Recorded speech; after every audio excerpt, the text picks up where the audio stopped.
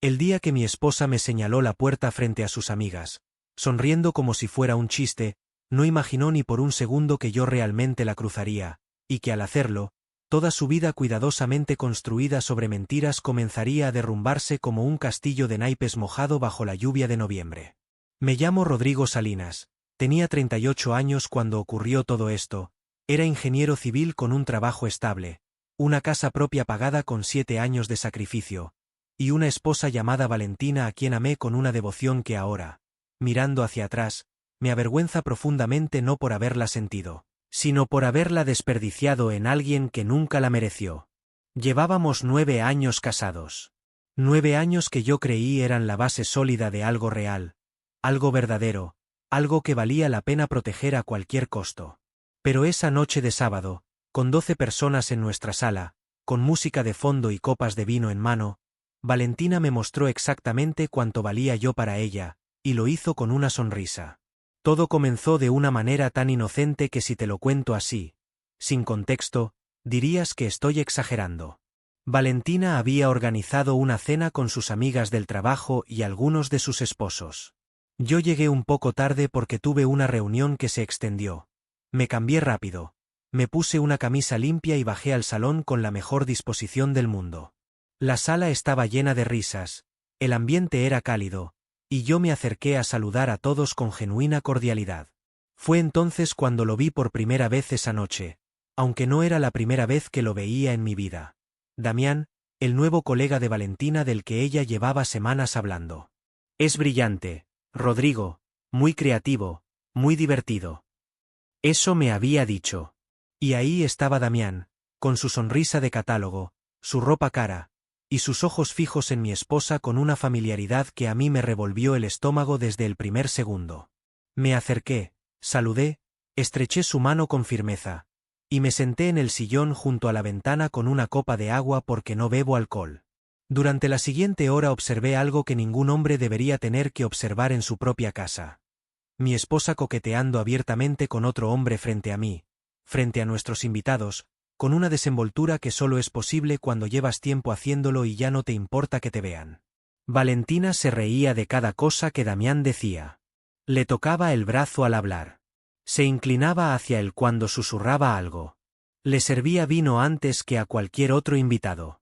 Le buscaba la mirada constantemente, como si yo no existiera, como si las 9 personas más en esa sala no existieran, como si el mundo entero se hubiera reducido a ese espacio de 30 centímetros entre ella y ese hombre. Yo tragué. Sonreí. Intenté conversar con el esposo de una de sus amigas, un tipo agradable llamado Fernando que claramente también estaba incómodo con la situación porque su propia esposa, Lorena, miraba a Valentina con una expresión que mezclaba la lástima y el juicio en partes iguales. Fue alrededor de las 10 de la noche cuando Damián dijo algo que yo no escuché bien desde donde estaba, y Valentina soltó una carcajada tan exagerada, tan teatral, que se echó hacia atrás y derramó parte de su vino. Todos rieron. Yo también intenté reír. Y en ese momento, sin saber muy bien por qué, decidí acercarme al grupo, ponerme detrás de Valentina y poner mi mano suavemente en su hombro. Ese gesto pequeño y universal que significa soy tu esposo, estoy aquí, somos un equipo. Valentina se tensó. Lo sentí debajo de mi mano, ese instante de rigidez, y luego se giró hacia mí con una expresión que no era amor ni siquiera incomodidad, era irritación. Rodrigo, ¿puedes traer más hielo de la cocina?, me dijo, en voz suficientemente alta para que todos escucharan, con el tono que se usa con el personal de servicio, no con el esposo. Yo la miré un segundo. Asentí. Fui por el hielo. Cuando volví, me había quitado la silla que yo ocupaba para acercarla más al grupo donde estaba Damián.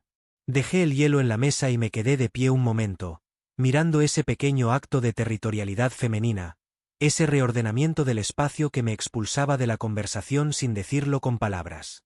Tomé mi copa de agua y me fui a sentar al otro extremo del salón. Nadie lo comentó en voz alta.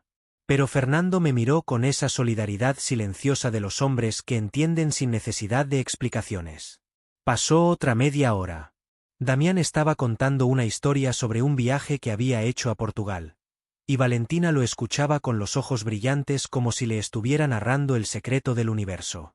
En un momento dado, Damián mencionó que le encantaría volver a Lisboa con alguien especial, y lanzó una mirada hacia Valentina que no necesitaba traducción. Y mi esposa de 9 años, la mujer con quien dormía cada noche, la mujer a quien le había comprado una casa, la mujer a quien había acompañado al hospital 3 veces, la mujer por quien había rechazado una oferta de trabajo en el extranjero porque ella no quería mudarse. Mi esposa bajó los ojos con una sonrisa tímida y un rubor en las mejillas que yo no le veía desde hacía años. Fue entonces cuando me levanté. No lo hice de golpe, no lo hice con drama. Me levanté simplemente y fui hacia el grupo porque sentí que necesitaba estar presente, que necesitaba que mi presencia fuera real y visible en ese espacio. Me paré junto a Valentina, puse mi mano en el respaldo de su silla, y dije con calma: «Qué interesante lo de Lisboa, yo estuve allí hace unos años por trabajo, es una ciudad preciosa». Damián me miró. Valentina me miró. Y en los ojos de mi esposa no vi amor, no vi orgullo, no vi siquiera tolerancia. Vi fastidio. Vi a alguien a quien le habían interrumpido algo importante. «Rodrigo», dijo ella, y su voz tenía ese filo particular que yo conocía demasiado bien, el filo que usaba cuando consideraba que yo estaba siendo torpe o socialmente inadecuado. «No hace falta que te quedes aquí parado como guardia de seguridad. Si estás aburrido, puedes irte a ver televisión arriba. ¿No?» El silencio que siguió duró exactamente 3 segundos. 3 segundos en los que todas las conversaciones paralelas se detuvieron, en los que 12 pares de ojos giraron hacia nosotros, en los que el aire de la sala cambió de temperatura de manera perceptible. Yo la miré. Ella sostuvo mi mirada con una firmeza que me dijo todo lo que necesitaba saber. No le importaba. No le importaba que me hubiera humillado. No le importaba el público. No le importaba yo. «¿Quieres que me vaya?», le pregunté en voz baja, pero no tan baja que los más cercanos no pudieran oír. Valentina agitó la mano con ese gesto de despedir a alguien molesto y dijo, con una ligereza que todavía hoy me hiela la sangre cuando la recuerdo: «Rodrigo, si tanto te molesta estar aquí, ahí está la puerta. Nadie te retiene». Y señaló la puerta de entrada con un dedo. Con un dedo. Como se señala la salida a alguien que sobra. Escuché que alguien contuvo el aliento. Vi que Lorena miraba hacia otro lado con vergüenza ajena. Vi que Fernando apretaba la mandíbula. Y vi que Damián, ese maldito Damián, escondía una sonrisa detrás de su copa de vino. En ese momento algo dentro de mí, algo que llevaba meses agrietándose sin que yo quisiera admitirlo, terminó de romperse con un chasquido limpio y definitivo, como una rama seca bajo el peso de la nieve. No sentí rabia. Sentí claridad. Una claridad fría y cristalina que lo iluminaba todo de repente. Todos los meses de distancia, todas las excusas, todas las noches en que ella llegaba tarde del trabajo oliendo a perfume diferente al suyo, todos los fines de semana que cancelaba planes conmigo por salidas con compañeros del trabajo, todos los momentos en que yo había minimizado mis propias dudas porque amaba a esta mujer y no quería ver lo que tenía delante. Asentí una sola vez. Me di la vuelta. Fui a la entrada. Agarré mi chaqueta del perchero, mis llaves del coche, y salí. Cerré la puerta detrás de mí con suavidad, sin portazo, sin drama, con la misma tranquilidad con que se cierra el último capítulo de un libro que ya terminaste de leer. Bajé a mi coche, arranqué, y conduje sin rumbo durante 20 minutos mientras procesaba lo que acababa de hacer y lo que significaba. Mi teléfono sonó a los 15 minutos. Era Valentina. No contesté. Sonó de nuevo. No contesté. Me llegó un mensaje: «Rodrigo, ¿en serio? ¿Eres un niño? Vuelve a casa. Estás haciendo el ridículo». Lo leí. No respondí. Otro mensaje: «Nuestros invitados te están preguntando por ti. Esto es muy incómodo. Para allá». Lo leí. No respondí. Conduje hasta el apartamento de mi amigo Germán, quien vivía solo desde su divorcio 2 años atrás y que era la persona en el mundo a quien más le debía una explicación honesta sobre el estado de mi matrimonio. Germán me abrió la puerta en pijama, me miró la cara, y sin preguntar nada abrió más la puerta y dijo: «Te pongo café». Me senté en su cocina y le conté todo. No solo esa noche, sino los últimos meses. Las señales que había ignorado. El distanciamiento. La frialdad. Los mensajes que borraba cuando yo me acercaba. Las llamadas que contestaba saliendo de la habitación. Germán me escuchó sin interrumpir, con esa capacidad que tienen los hombres que ya han pasado por el infierno de reconocer el mapa sin necesidad de que te lo expliquen. Cuando terminé, puso su taza sobre la mesa y me dijo: Rodrigo, llevas meses sabiendo esto. Solo estabas esperando permiso para verlo. Tenía razón. Esa noche dormí en el sofá de Germán. Al día siguiente, Valentina me llamó 17 veces. No contesté ninguna. Me llegaron mensajes que pasaron en el transcurso de pocas horas por varios estadios emocionales claramente calculados. Primero la indignación: no puedo creer que seas tan inmaduro, ¿qué clase de esposo hace esto? Luego la víctima: me dejaste sola con todos los invitados, fue humillante para mí. Luego la amenaza velada: Rodrigo, si no vuelves hoy vamos a tener un problema serio. Luego las lágrimas por escrito: por favor, necesito que hablemos, te extraño, esto se está yendo de las manos. Y finalmente, cuando nada de eso funcionó, el silencio calculado de quien espera que el pánico del otro lo haga ceder. Pero yo no sentí pánico. Y eso fue lo que más me sorprendió de mí mismo en esas primeras horas: la ausencia de pánico. 9 años de matrimonio y la idea de que pudiera terminar no me llenó de terror, sino de algo parecido a la resignación serena de quien finalmente deja de luchar contra una corriente que lo llevaba a ningún lugar bueno. Pasé el domingo en casa de Germán. El lunes fui al trabajo con la misma ropa, me compré una muda en una tienda cercana a la oficina, y llamé a mi abogado. No para iniciar el divorcio todavía, sino para informarme, para entender cuáles eran mis opciones y mis derechos, para dejar de estar a ciegas en una situación que claramente ya no podía seguir ignorando. Mi abogado, un hombre serio llamado Eduardo Prieto, a quien conocía desde la universidad, me escuchó y luego me dijo algo que grabé mentalmente palabra por palabra: lo más importante ahora es que no actúes desde la emoción sino desde la información.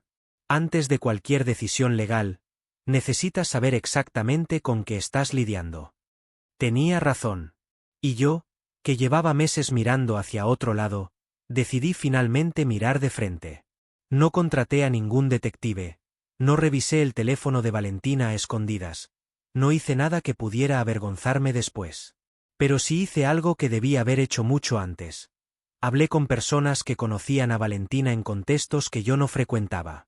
La primera fue Lorena, la esposa de Fernando, quien me llamó el mismo lunes por la tarde.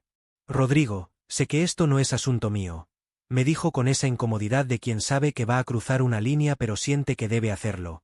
Pero lo que vi el sábado me pareció muy mal, y creo que merece saber que no es la primera vez que Valentina actúa así con Damián. Yo la he visto con él en el restaurante cerca de la oficina, 2 veces, almorzando solos.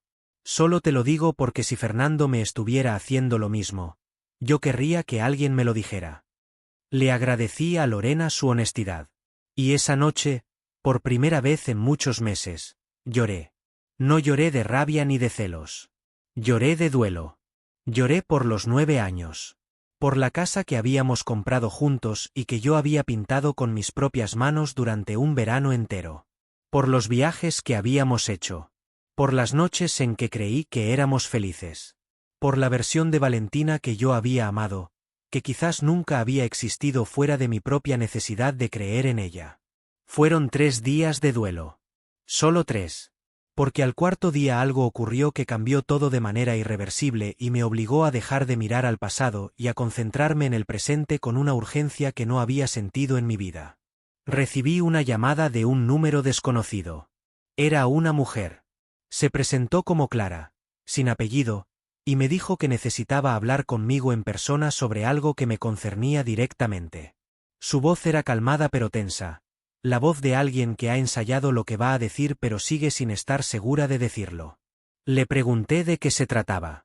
Es sobre Valentina, dijo. Y sobre Damián. Y sobre algo que tú no sabes y que creo que tienes derecho a saber. Quedamos en un café al día siguiente. Clara resultó ser una mujer de unos 40 años. Bien vestida, con los ojos de alguien que ha pasado por algo difícil y ha salido del otro lado con la mandíbula apretada. Me miró fijamente cuando me senté frente a ella y me dijo sin preámbulos: Damián es mi exmarido. Nos divorciamos hace 2 años. La razón del divorcio fue que tuvo una aventura con una compañera de trabajo. Hizo una pausa. No fue Valentina. Fue otra mujer. Pero es su patrón. Siempre son compañeras de trabajo. Siempre mujeres casadas o en relación. Él busca específicamente esa situación. Me quedé en silencio procesando sus palabras. ¿Cómo supiste de mí? Le pregunté. Lorena es mi prima, dijo. Me llamó el domingo para contarme lo que vio en tu casa. Y yo sentí que debía hablar contigo porque nadie me advirtió a mí a tiempo. Y si alguien lo hubiera hecho, me habría ahorrado 2 años de una relación que ya estaba muerta. Le pregunté a Clara si tenía pruebas de algo concreto entre Damián y Valentina. Me dijo que no, que solo podía hablarme del patrón de comportamiento de su exmarido, de cómo operaba, de los pasos que seguía. Y mientras me lo describía, mientras escuchaba esa secuencia de comportamientos metódicos, reconocí cada uno de ellos en los últimos meses de mi matrimonio con una precisión que me heló la sangre.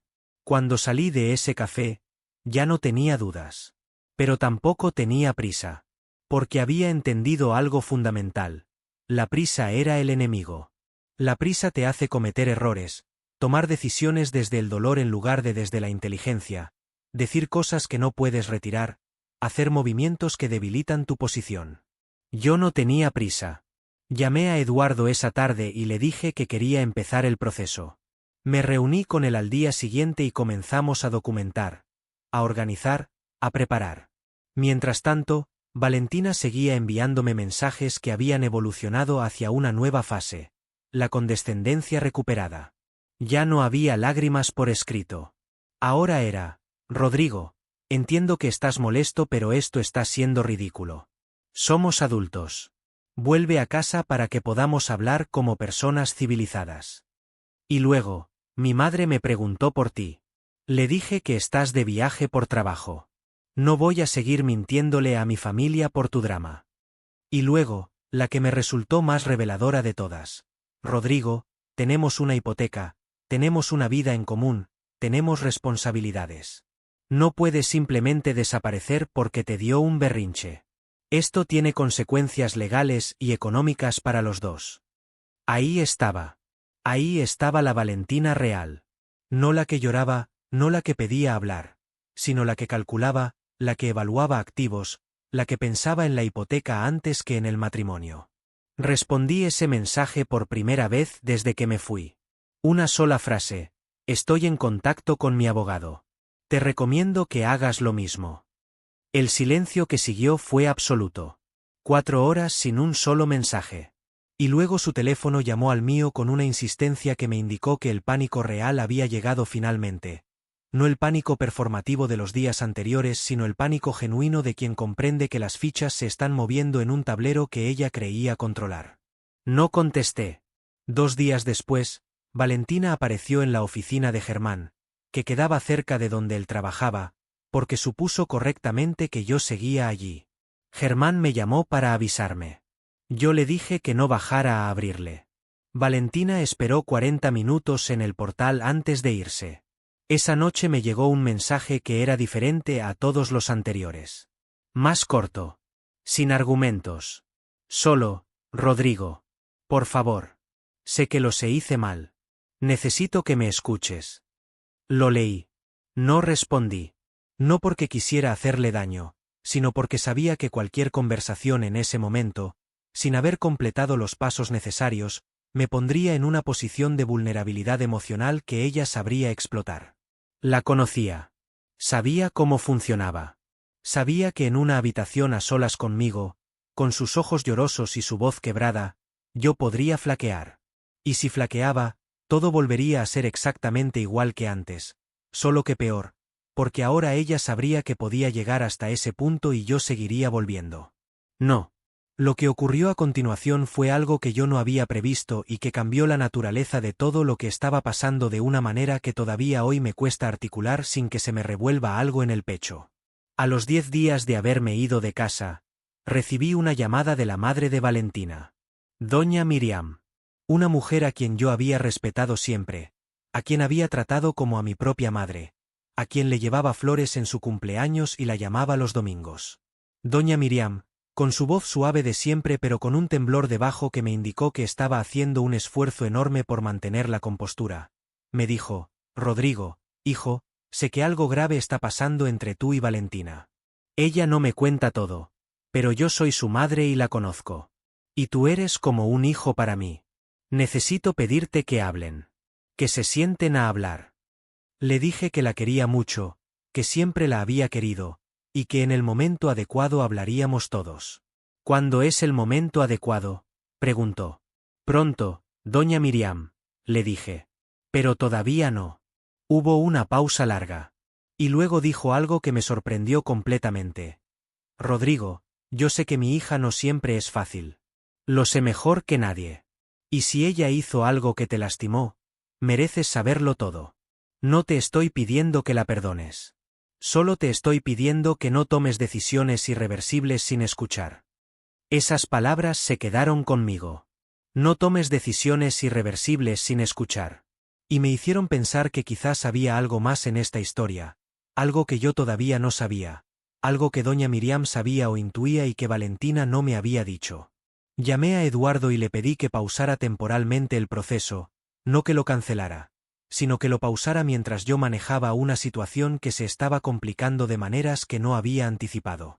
Eduardo me miró con la expresión de quien ha visto esta película antes y me dijo: Te doy una semana, Rodrigo.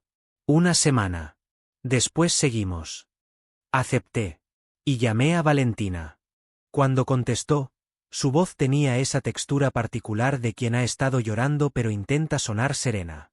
Rodrigo. Solo mi nombre. Valentina, dije. Quiero que hablemos. En un lugar neutral. Sin escenas.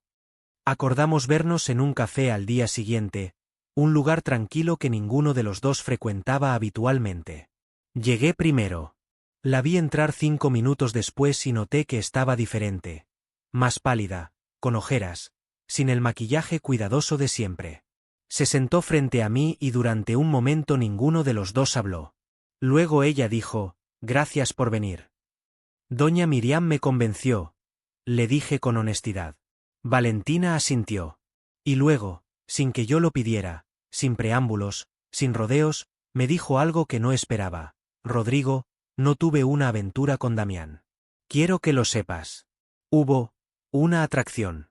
Lo admito. Cometí errores graves de comportamiento que te faltaron el respeto a ti y a nuestro matrimonio. Pero no pasó nada físico. La miré en silencio. ¿Por qué debería creerte?, le pregunté. Ella sostuvo mi mirada. Porque en 9 años nunca te mentí sobre algo así. Sobre otras cosas. Sí. Sobre esto. No. Algo en su voz me hizo creerle. No completamente, no con la certeza que uno quiere tener, pero sí lo suficiente para seguir escuchando. ¿Qué otras cosas?, le pregunté. Y ahí fue cuando Valentina me contó la verdad que llevaba escondiendo casi 2 años. No era una aventura. Era algo más complicado y en cierta manera más doloroso que una aventura simple. Valentina me contó que hacía 22 meses, durante un periodo en que nuestro matrimonio pasaba por una frialdad particular después de que yo había estado 3 meses viajando intensamente por trabajo, ella había entrado en una depresión que no me había dicho nada. No una tristeza pasajera, sino una depresión real, diagnosticada, que había requerido medicación y terapia semanal durante casi 1 año. Me lo había ocultado por completo. Había ido a sus citas de terapia diciéndome que eran reuniones de trabajo o salidas con amigas. Había tomado su medicación a escondidas. Había sostenido la fachada de una mujer bien con una disciplina aterradora. ¿Por qué no me lo dijiste?, le pregunté, y sentí que mi voz se quebraba por primera vez en toda esa conversación. Porque tenía miedo de que me vieras diferente, dijo ella. Tenía miedo de que si sabías que estaba rota, me quisieras menos. O que cargaras con eso encima de todo lo que ya cargabas con el trabajo y el estrés. Fue un error. Lo sé. Fue el error más grande que he cometido en mi vida. Y luego me explicó que Damián había aparecido en su vida justo cuando salía de lo peor de la depresión, cuando empezaba a sentirse viva de nuevo, y que la atención de él había funcionado como una droga para alguien que llevaba meses sintiéndose invisible. No te estoy pidiendo que lo entiendas como una excusa, dijo, sino como una explicación. Hay una diferencia. Sí. Había una diferencia. Pero esa diferencia no borraba el daño. No borraba la humillación del sábado. No borraba los meses de distancia y mentiras. No borraba la imagen de ella señalándome la puerta con un dedo mientras Damián escondía una sonrisa. Guardé silencio un tiempo largo. Luego le pregunté, ¿sigues en terapia? Sí, dijo. ¿Y Damián? Lo pedí que me asignaran a otro equipo el lunes, dijo. Ya no trabajo con él. La miré. Miré su cara cansada, sus manos apretadas sobre la taza de café, su postura de alguien que espera un golpe y ya no tiene fuerzas para esquivarlo. Y pensé en doña Miriam. En los 9 años. En la casa pintada a mano durante un verano. En quién era yo y en quién quería ser al salir de todo esto, independientemente de lo que decidiera sobre el matrimonio. Valentina, le dije, lo que me hiciste el sábado frente a todos esos invitados no tiene disculpa. Me humillaste en mi propia casa delante de 12 personas. Y ese momento, esa imagen de tu dedo señalando la puerta, va a quedarse conmigo mucho tiempo. Ella cerró los ojos. Lo sé, susurró. Y lo que me ocultaste durante casi 2 años tampoco tiene disculpa. No eres mi empleado. Eres mi esposo. Se supone que somos compañeros. Se supone que cuando uno de los dos está roto, el otro tiene derecho a saberlo para ayudar. Abrió los ojos. Tenían lágrimas. Lo sé, dijo de nuevo. Entonces necesitas entender algo, continué, y necesitas entenderlo completamente antes de que yo pueda darte cualquier respuesta sobre el futuro. Si hay alguna posibilidad, cualquier posibilidad de que esto tenga un camino hacia adelante, no puede ser sobre volver a donde estábamos. Donde estábamos no funcionaba. Tiene que ser algo diferente. Con honestidad real. Con terapia de pareja. Con límites claros. Y con la comprensión de que yo no voy a seguir siendo el hombre que mira hacia otro lado porque ama demasiado para ver. Valentina asintió lentamente. ¿Estás diciendo que hay una posibilidad? Preguntó. Me levanté. Dejé dinero sobre la mesa para el café. Me puse la chaqueta. Y le dije, estoy diciendo que vas a tener que ganártela. Día a día. Sin garantías. Y que la próxima vez que sientas que me puedes señalar una puerta, más te vale recordar que ya sé cruzarlas. Salí del café. Caminé 2 cuadras bajo el sol frío de la mañana y me detuve en una esquina a respirar. No sabía todavía qué iba a pasar. No sabía si el matrimonio sobreviviría, si debía sobrevivir, si yo era capaz de reconstruir algo sobre una base tan dañada. Pero si sabía algo que no había sabido antes de esa noche del sábado, sabía que yo tenía valor. El valor de levantarme. El valor de cruzar esa puerta. El valor de no contestar llamadas. El valor de no ceder ante el chantaje emocional de los mensajes calculados, de las lágrimas estratégicas, de la madre como intermediaria. Y ese conocimiento, esa certeza nueva sobre mí mismo, era algo que nadie me podía quitar ya, independientemente de lo que decidiera sobre Valentina, sobre la casa, sobre el matrimonio, sobre el futuro. Pasaron 3 semanas. 3 semanas en que yo seguí viviendo en casa de Germán, en que hablé con Eduardo casi a diario, en que tomé decisiones financieras importantes para protegerme legalmente, en que hice cosas que el Rodrigo de hace un mes no hubiera tenido el valor de hacer. Y en esas 3 semanas, Valentina hizo algo que no esperaba. No me presionó. Me dio espacio.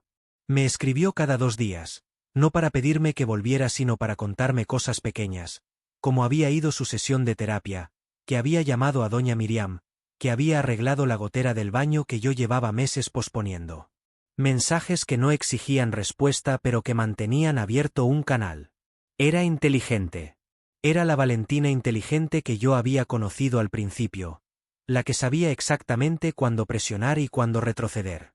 Y yo lo reconocía como estrategia y aún así lo apreciaba, porque era mejor estrategia que el chantaje emocional de las primeras semanas. Un jueves por la noche, Germán se sentó frente a mí con 2 cervezas y me miró con la honestidad brutal de los amigos de verdad.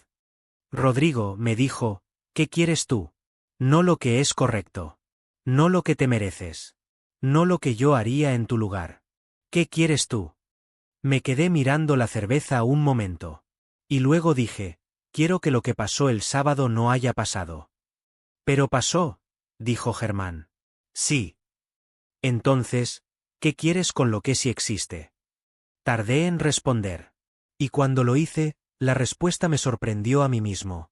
Quiero ver si la persona que me mandó esos mensajes de las últimas 3 semanas es real. Quiero saber si Valentina puede ser esa persona de manera consistente. No de manera perfecta. Consistente. Germán asintió. Entonces ya sabes lo que tienes que hacer. Al día siguiente llamé a Valentina y le dije que iba a volver a casa. Que no era un perdón. Que no era una vuelta a lo anterior. Que era un periodo de prueba con condiciones claras que yo iba a poner sobre la mesa y que ella iba a tener que aceptar completamente o yo seguiría el proceso con Eduardo. Las condiciones fueron estas: terapia de pareja semanal durante al menos un año, honestidad total sobre el estado de su salud mental y emocional, contacto cero con Damián fuera del entorno laboral estrictamente necesario, y la comprensión de que yo podría necesitar tiempo y espacio sin que eso constituyera una amenaza que ella pudiera usar como presión. Valentina las aceptó todas sin regatear ninguna. Volví a casa un sábado por la mañana. La casa estaba limpia, olía a café recién hecho, y Valentina estaba en la cocina con una expresión de nerviosismo genuino que no había visto en ella en mucho tiempo. Quizás nunca, porque Valentina era de las personas que rara vez mostraban nerviosismo. Me miró cuando entré. No corrió a abrazarme. No lloró. Solo dijo, «Buenos días». «Buenos días», dije yo. Me senté a la mesa de la cocina. Ella me sirvió café. Se sentó frente a mí. Y durante 5 minutos ninguno de los dos habló, solo tomamos el café en ese silencio que no era incómodo sino honesto. El silencio de dos personas que saben que están empezando algo diferente sobre las ruinas de algo que no funcionó. Y que todavía no saben si va a funcionar, pero que han decidido intentarlo con los ojos abiertos en lugar de cerrados. «Tengo miedo», dijo Valentina de repente, sin que viniera de ninguna conversación previa, simplemente lo dijo como si fuera un pensamiento que se le hubiera escapado. «¿De qué?», le pregunté. «De que ya no puedas quererme de la misma manera», dijo. La miré. «No puedo», le dije con honestidad. «No voy a poder quererte de la misma manera porque ya no soy el mismo hombre que te quería de esa manera». Ese hombre miraba hacia otro lado. Ese hombre se quedaba callado cuando debía hablar. Ese hombre hubiera seguido sentado en ese sillón el sábado pasado hasta que apagaran las luces. Valentina asintió, con los ojos brillantes. «¿Y el hombre que eres ahora?», preguntó. «El hombre que soy ahora», dije, «va a quererte de otra manera. Más honesta. Con menos miedo al conflicto. Con menos disposición a ser invisible en su propia casa. Y si eso te sirve, bien. Y si no te sirve, también está bien. Pero no voy a volver a ser el otro». Valentina se quedó mirándome un momento largo. Y luego dijo algo que no esperaba, algo que me quitó un peso que no sabía que seguía cargando. «Ese hombre me gusta más». No resolví nada ese día. No resolvimos nada en las semanas que siguieron. El camino fue exactamente lo que ambos sabíamos que iba a ser. Complicado, incómodo, lleno de conversaciones difíciles en la consulta de la terapeuta, lleno de momentos en que yo tenía que recordarme a mí mismo porque había decidido estar ahí y momentos en que ella tenía que hacer lo mismo. Pero había algo diferente ahora. Había verdad. Había dos personas mirándose de frente en lugar de una mirando al costado y la otra mirando hacia otro lado. Y eso, descubrí, hace toda la diferencia del mundo. Lo que sí puedo decirte, lo que sé con certeza absoluta hoy, es lo siguiente. El momento más importante de todo este proceso no fue cuando volví a casa, no fue cuando Valentina me confesó su depresión, no fue ninguna de las conversaciones en la consulta de la terapeuta. El momento más importante fue aquel sábado por la noche, cuando ella señaló la puerta con su dedo, y yo, en lugar de quedarme donde siempre me había quedado, decidí cruzarla. Porque a veces la única manera de salvar algo, o de descubrir que no valía la pena salvarlo, es tener el valor de soltarlo primero. Y a veces la puerta que alguien te señala para humillarte es exactamente la puerta que necesitabas cruzar para encontrarte a ti mismo al otro lado. Eso es lo que nadie te dice sobre el chantaje emocional. Que solo funciona mientras tú le das el poder de funcionar. El día que aprendes a decir gracias por mostrarme la salida, todo cambia. No porque el dolor desaparezca, sino porque tú ya no eres el mismo que el dolor puede controlar.